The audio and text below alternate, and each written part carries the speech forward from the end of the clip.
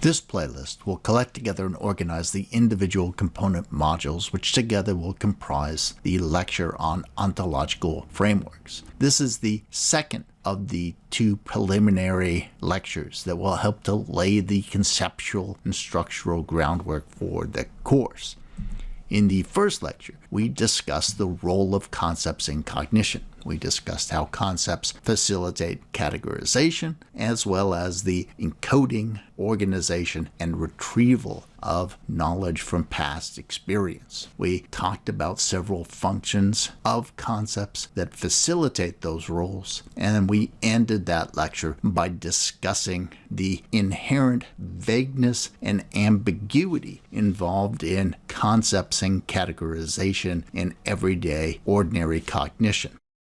In this lecture, we'll turn our attention to ontological frameworks specifically, and this will be the primary way we structure the material for the rest of the course. I organized this first tranche of lectures in this way, in part because I want to emphasize that when we start to think about theorizing and specifically about scientific investigation, we want to understand that science and scientific methodology aren't some kind of discontinuous or different kind of cognition, that they are, in fact, continuous with ordinary everyday cognition. That is, when engaged in scientific and theoretic investigations, we are still using the same sorts of cognitive processes and tools that we use in ordinary cognition. But this isn't to say that science is no different from everyday ordinary cognition. It is. Science is different precisely because scientific treatments of a domain, scientific methodology,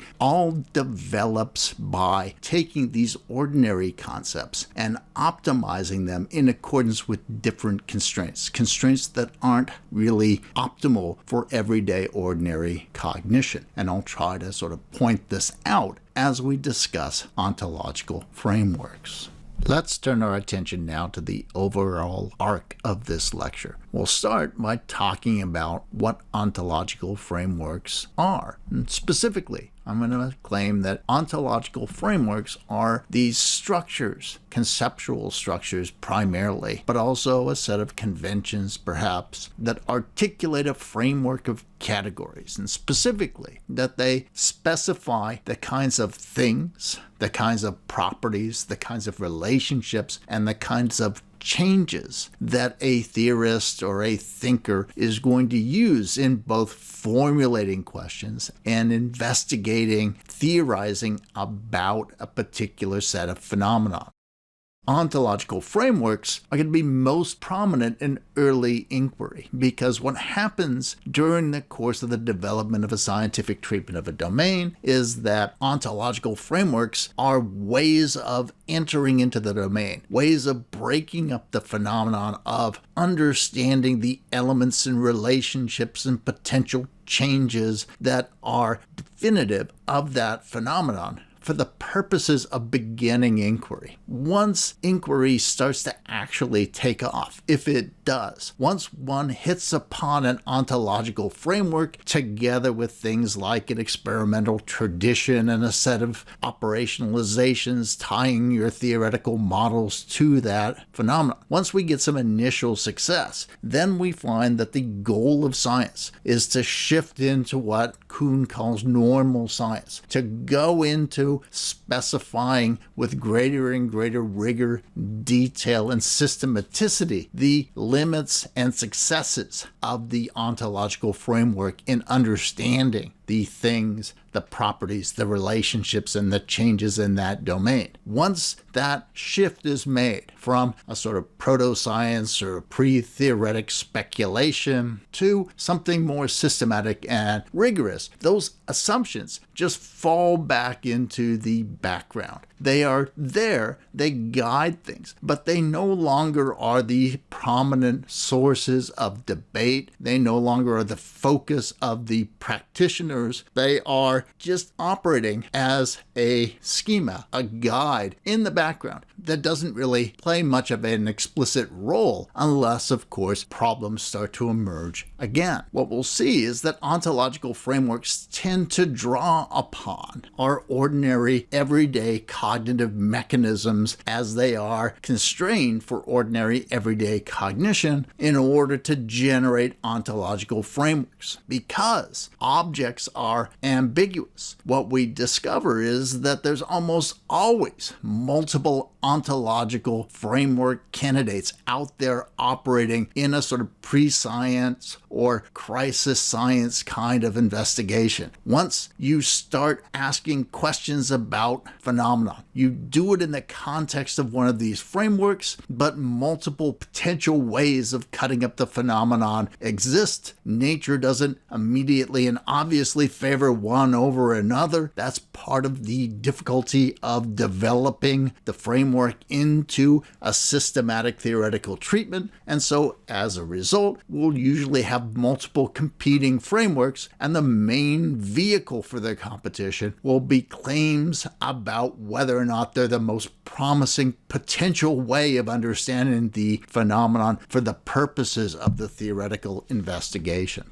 So early frameworks draw from pre-existing constraints, draw from pre-existing conceptualizations of phenomenon, and I'll point to that fact when we start to talk about early speculative theoretical ponderings, questions, theorizing about the nature of the mind. And it will come right to the forefront in our lecture on the pre-Socratics.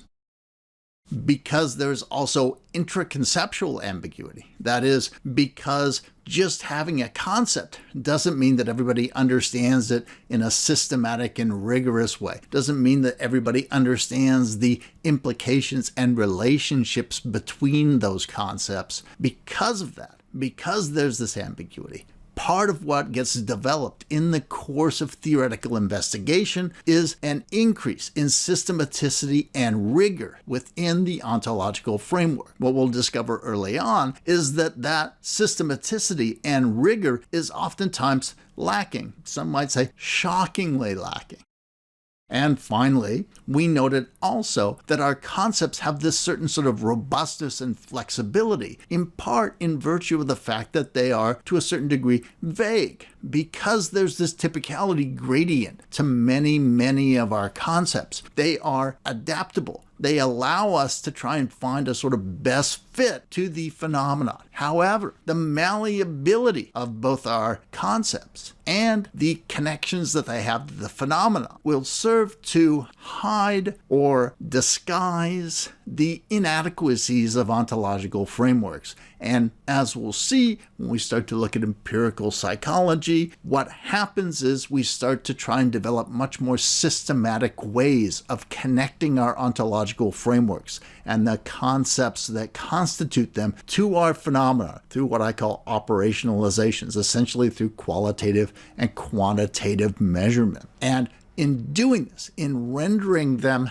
less vague, those concepts become much more brittle. They become potentially subject to refutation, disconfirmation, and so on, because now we're not looking for the best answer in a limited time frame with limited resources. What we're looking for now is the best, most robust answer that we can find. We want to find out when our concepts fail, not try to make it through to the next problem.